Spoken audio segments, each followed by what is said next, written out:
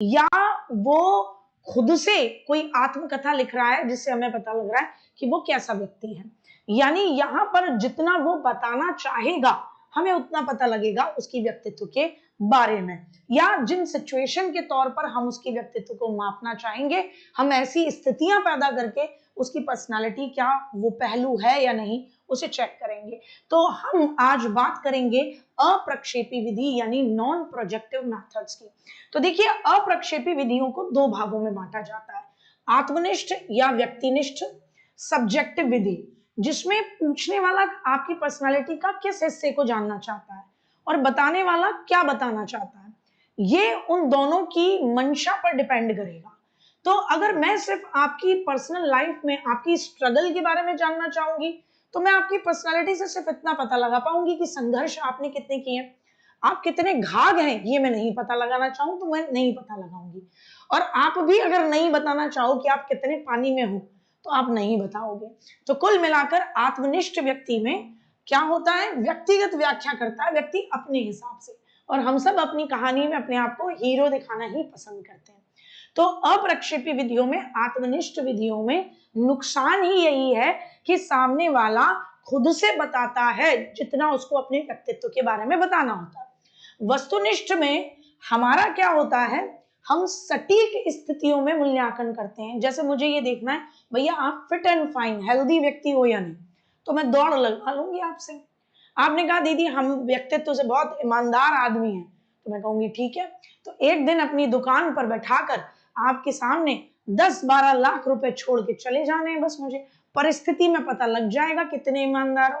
एक आध की दीदी देख नहीं रही है, एक तो चुरा ही लूं। तो वस्तुनिष्ठ ऑब्जेक्टिव मेरा ये जानना था तुम्हारी पर्सनालिटी में कि ईमानदारी है या नहीं, और मैंने वो ऐसी स्थिति पैदा कर दी, अगर तुमने एक पत्ता भी उसमें से चुराया तो मैं समझ गई कि चोर औलाद है, और नहीं चुराया तो इसका मतलब ईमानदार है।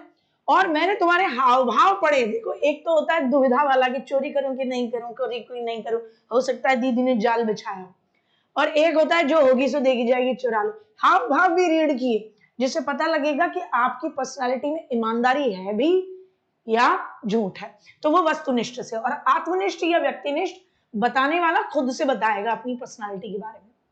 ठीक साहब, आ जाओ। तो आत्मनिष्ठ विधियों में पहली विधि है आत्मकथा विधि। आत्मकथा यानी ऑटोबायोग्राफी, इसे लाने वाले थे विलियम वुंट और उनके शिष्य टिचनर। आपको याद होगा आत्मनिष्ठ का मतलब अंतर्दर्शन विधि। तो ये सबसे पुरानी विधि है जिसमें व्यक्ति खुद से अपने बारे में बताता है, लिखता है अपने जीवन की विशेष घटनाओं को। तो हम तो सब अपनी कहानी में अपने आप को हीरो, बेचारा, बहुत स्ट्रगल करा हुआ व्यक्ति ही दिखाते हैं। अपनी कहानी में अपने व्यक्तित्व के सारे काले पन्ने हम छुपा ही देते हैं। तो आत्मनिष्ठ विधि जिसमें व्यक्ति खुद से खुद की पर्सनालिटी के बारे में बताएगा, उसमें सबसे पहली आती है आत्मकथा, अंतर्दर्शन या ऑटोबायोग्राफी। विलियम वुंट और उनके शिष्य टिचनर लेकर आए, परंपरागत तरीका है। दूसरी है प्रश्नावली विधि। अब देखो, जब भी पूछा जाए प्रश्नोत्तर विधि कि शुक्र है कि तुमने मेरे प्रश्न का उत्तर दिया, तो प्रश्नोत्तर विधि किसकी है, सुकरात की। इसीलिए इसे सुकरात की प्रश्नावली भी कई जगह लिखा देखते हैं, लेकिन प्रश्नोत्तर विधि सुकरात की। और एजुकेशन के फील्ड में प्रश्नावली विधि पर सबसे ज्यादा काम किसने किया, तो आप कहोगे वो सबसे ज्यादा काम पहले तो गाल्टन ने किया, बाद में वुडवर्थ ने किया। ठीक है ना साहब। तो मनोविज्ञान में इसकी शुरुआत करने में वुडवर्थ साहब थे। इसे कागज पेंसिल विधि भी कहते हैं। जनरली आपको प्रश्न पूछे जाते हैं, आप हाँ या ना में जवाब देते हैं, तो उससे पता लगता है कि आपका व्यक्तित्व कैसा है। कि समोसा पसंद है या कचौड़ी, तो आपने बता दिया कि कचौड़ी पसंद है साहब, तो ये हो जाएगा। तो प्रश्नावली 4 तरीके की होती है। ओपन, जिसमें आपको खुल के उत्तर देना होता है, क्या है, क्यों समोसा पसंद है। क्लोज्ड, हाँ या ना में जवाब देना होता है। सचित्र, चित्र होते हैं जिनके साथ आपको जवाब देना होता है। और मिश्रित, तीनों का मिला जुला रूप होता है। फिर दूसरा तरीका अंतर्दर्शन और प्रश्नावली विधि के बाद आत्मनिष्ठ विधि में आता है व्यक्ति इतिहास, केस हिस्ट्री जानना। मैं आपकी हिस्ट्री जानने की कोशिश करूं तो टाइड मैन इसे लेकर आए थे। टाइड का मतलब होता है ज्वार भाटा आना, टाइड्स बोलते हैं उसको, समुद्र में जो लहरें कभी ऊंची कभी नीची। तो हम कैसे याद रखेंगे कि हम सबके इतिहास में उतार चढ़ाव आते हैं। तो व्यक्ति इतिहास विधि टाइड मैन लेकर आए। इसमें कोई व्यक्ति आज असामान्य व्यवहार क्यों करता है, हम उसका कारण को डायग्नोस करते हैं, निदान करते हैं। ये सबसे बेस्ट तरीका है। असामान्य व्यक्ति जैसे कोई बाल अपराधी है, समस्यात्मक बालक है, उसकी पूरी केस हिस्ट्री पता लगाते हैं, ऐसा क्यों है ये। फिर आती है साक्षात्कार विधि। तो हम अपनी डार्लिंग का इंटरव्यू लेंगे, तो जॉन डार्ली लेकर आए थे। साक्षात्कार में आमने सामने बैठकर क्वेश्चन पूछे जाते हैं। अब क्वेश्चन भी, ये साक्षात्कार इंटरव्यू भी दो तरीके का, एक संरचित यानी निर्देशित स्ट्रक्चर्ड फॉर्मल, जिसमें पहले से ही डिसाइड है मैं कौन से क्वेश्चन पूछूंगी, आप कौन से जवाब देंगे, जैसे आजकल का मीडिया, आइए मोदी जी बताइए मेलोडी है चॉकलेटी क्यों, ऐसा वाला इंटरव्यू। असंरचित या अनिर्देशित कुछ भी पूछ सकती हूँ मैं आपको, और आप जब जवाब दे रहे हो तो मैं आपके जवाबों के साथ साथ आपके फेस के एक्सप्रेशन भी चेक कर रही हूँ कि ये व्यक्ति कैसा है। और तीसरी इलिसिटिक, समाहारक, दोनों में से जो भी अच्छा लगे मिला जुला मिलाकर, कभी कुछ पहले से डिसाइडेड क्वेश्चन पूछ लिया, फिर बीच में कुछ ऐसा क्वेश्चन पूछ लिया। तो इन सब में चाहे वो अंतर्दर्शन विधि हो, चाहे वो आपकी व्यक्ति इतिहास विधि, चाहे प्रश्नावली या साक्षात्कार विधि, इन चारों को हम आत्मनिष्ठ विधि कहते हैं, क्योंकि जो पूछने वाला पूछना चाहता है वो ही पूछेगा और बताने वाला अपनी पर्सनालिटी का जो हिस्सा बताना चाहेगा वही बताएगा। ठीक साहब, यहां तक क्लियर गुड्डा। फिर आता है, अब हम प्रश्नावलियों में कुछ प्रश्नावली यूपी टेट में पिछली बार भी पूछी थी, उनकी फुल फॉर्म आती है, बस इतना याद करना है कौन सी की फुल फॉर्म क्या है। तो उनमें एक प्रश्नावली में हम देखते हैं मांडस्ले व्यक्तित्व प्रश्नावली, एमपीआई इसकी फुल फॉर्म है, मांडस्ले पर्सनालिटी इन्वेंटरी, आइजेंक लेकर आए थे, बस इतना याद रखना। मांडस्ले पर्सनालिटी इन्वेंटरी में यह कहा गया कि व्यक्ति अंतर्मुखी है या बहिर्मुखी है या मानसिक रूप से मनोस्नायु दुर्बलता, मानसिक रूप से रोगी है। क्या कहा, एमपीआई मांडस्ले पर्सनालिटी इन्वेंटरी, प्रश्न पूछकर पता लगाया जाता है कि आप अंतर्मुखी हो या बहिर्मुखी, यानी लोगों के साथ घुलना मिलना पसंद करते हो, या मानसिक रूप से विकलांग हो, मतलब दिव्यांग हो, सॉरी, मानसिक रूप से रोगी हो। फिर एडवर्ड, ईपीपीएस, इसकी फुल फॉर्म क्या है, एडवर्ड की पर्सनालिटी प्रेफरेंस प्रश्नावली शेड्यूल। आपसे पूछा जाएगा कि आपकी पर्सनालिटी में आप किन चीजों को प्रेफरेंस देते हो, किन चीजों को आप प्राथमिकता देते हो। इससे पता लगेगा कि आप जलेबी या समोसे में किसको प्राथमिकता देते हो, आप स्वतंत्रता और सम्मान में किसको प्राथमिकता देते हो। तो इसकी फुल फॉर्म याद रख लेना, पिछली साल फुल फॉर्म पूछ ली थी। तो ईपीपीएस एडवर्ड पर्सनालिटी प्रेफरेंस शेड्यूल मापन करने के लिए। एमएमपीआई पूछा गया था पिछली बार, माइनेसोटा मल्टीफेसेस पर्सनालिटी इन्वेंटरी, मैककिनले और हाथवे लेकर आए थे। मैककिनले और हाथवे लेकर आए थे माइनेसोटा मल्टीफेसेस पर्सनालिटी इन्वेंटरी। इन्वेंटरी का मतलब होता है प्रश्नावली, कि प्रश्न पूछे जाएंगे, आप जवाब दोगे और उससे हम आपकी पर्सनालिटी को पता लगाएंगे। तो एमपीआई मांडस्ले पर्सनालिटी इन्वेंटरी, मांडस्ले की पर्सनालिटी जो आइजेंक लेके आए थे उसमें क्वेश्चन पूछे जाते हैं, है ना, प्रश्नावली। एमएमपीआई माइनेसोटा मल्टीफेसेस पर्सनालिटी इन्वेंटरी, जिसमें आपसे हाथवे और मैककिनले लेकर आए थे, क्वेश्चन पूछते हैं, हाँ या ना में जवाब देना। ईपीपीएस एडवर्ड पर्सनालिटी प्रेफरेंस शेड्यूल, ठीक साहब।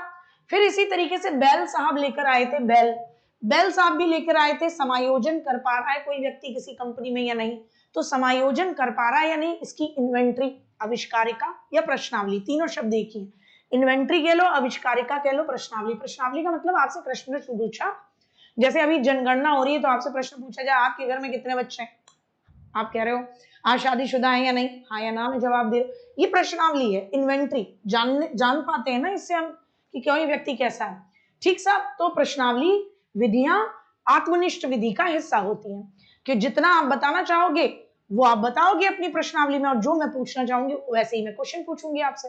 फिर आती है ऑब्जेक्टिव विधियां, यानी कि वस्तुनिष्ठ विधियां, यानी एक सटीक मेरा एम होगा, उद्देश्य होगा, जिसे मैं मापूंगी आपकी पर्सनालिटी में। जैसे मुझे देखना है कि आप कितने एक्टिव हो पुलिस की जॉब में भर्ती होने के लिए, आपने कहा हम जान दे देंगे, हम चोरों को पकड़ पकड़ के मारेंगे, मैंने कहा ठीक बेटा जी। तो फिर मैंने आपसे सिंपली कहा कि दौड़ लगा दो, 1 मिनट में कितनी लगाते हो, तुम एकदम लाला जी की तरह फैल गए वहां पे, तो मुझे पता लग गया ये चोर के पीछे नहीं, चोर इसके पीछे भागेगा भाई साहब, चोर इसको लठा देगा, ये नहीं पुलिस वाला बन सकता। तो ये मेरा आपकी पर्सनैलिटी में जो मेरा ऑब्जेक्टिव उद्देश्य था उसको मैंने मापने के लिए वो टेस्ट लिया। तो उनमें से एक विधि आती है समाज विधि या सोशियोमेट्री विधि, जिसे वो लेकर आए थे जेएल मोरेनो। इसी के माध्यम से हमारे नाना जी ने हमारे पापा जी खोजे थे कि इस समाज में आपके पापा जी के घर की प्रतिष्ठा, इज्जत, मान सम्मान कितना है। तो समाज मिति विधि से हम पता लगाते हैं किसी व्यक्ति की समाज में हैसियत इतनी है। कौन लेकर आए? JL Moreno. दूसरी निरीक्षण या अवलोकन विधि कौन लेकर आए? वॉटसन। आपके व्यवहार को मैं साफ देखकर ऑब्जर्व करूंगी, फिर पता लगाऊंगी आपकी पर्सनैलिटी में कैसा है। आपने कहा जी मैं तो बहुत सज्जन बच्चा हूं। मैंने कहा अच्छा ठीक है, कि मैं तो बजरंगबली जी की पूरे दिन भर पूजा करता हूँ। मैंने कहा ठीक। फिर मैं देख रही हूँ कि वहां जाके क्या कर रहे हो, वहीं पे एकदम नाच रहे हो, दम मारो दम पर। मैं तुरंत समझ में आ गया बोलने में और करने में अंतर है। प्रत्यक्ष व्यवहार का अवलोकन करना कि किधर जा रहा है, वॉटसन लेकर आए थे। फिर आती है निर्धारण मापनी, रेटिंग स्केल। इसको भैया यहाँ पर इसका नाम यहां से मैं हटा रही हूँ, प्रतिपादक का नाम मैं यहां से हटा रही हूँ, ठीक है ना, क्योंकि इसमें गाल्टन का नाम भी आता है कई जगह पर।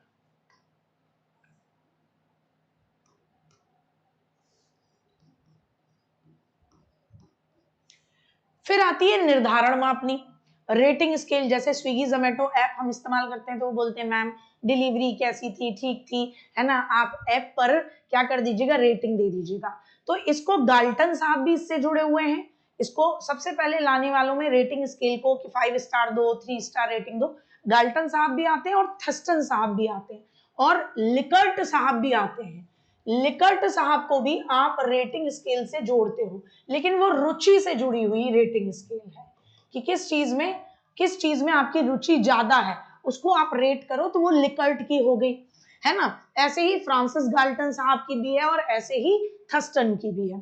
ठीक सब हाल फिलहाल आपको याद रखना है निर्धारण मापनी या रेटिंग स्केल क्या है, कि वो व्यक्तिनिष्ठ नहीं वस्तुनिष्ठ विधि है ना। जो हमारा ऑब्जेक्टिव है कि भैया खाना एकदम गर्म मिला, ठीक है, गर्म मिला तो 5 स्टार में से रेट कर दीजिए, तो हमें ऑब्जेक्टिव पता पड़ जाता है ना। हम किसी रेस्टोरेंट को चुन रहे हैं तो उसकी रेटिंग के बेसिस पे चुन रहे हैं कि कस्टमर ने इसको कंफर्ट के मामले में कितनी रेटिंग दी है, खाने के मामले में कितनी रेटिंग दी है। तो जो हमारा उद्देश्य है हम उस उद्देश्य को जान पाएंगे। और चौथा आता है शारीरिक परीक्षण, जिसमें आप सेना में, आर्मी में जब लेते हो किसी को, तो उसकी व्यक्तित्व में आप इस चीज का पता लगाने के लिए शारीरिक परीक्षण करते हो। फिर हो गया सिचुएशनल टेस्ट, कि भैया किसी व्यक्ति ने कहा मैं ईमानदार हूं, मैंने कहा ले बेटा 1 किलो सोना यहीं रखा है, जा वहां दिया अंकित चौधरी भैया को। रास्ते में अगर तुम लेकर फरार हो गए तो इसका मतलब तुम ईमानदार नहीं हो। तो मैंने परिस्थिति पैदा की और आपकी पर्सनालिटी में जो चीज मैं चेक करना चाहती थी, वही वस्तुनिष्ठ ऑब्जेक्टिव चीज मैंने प्राप्त कर ली।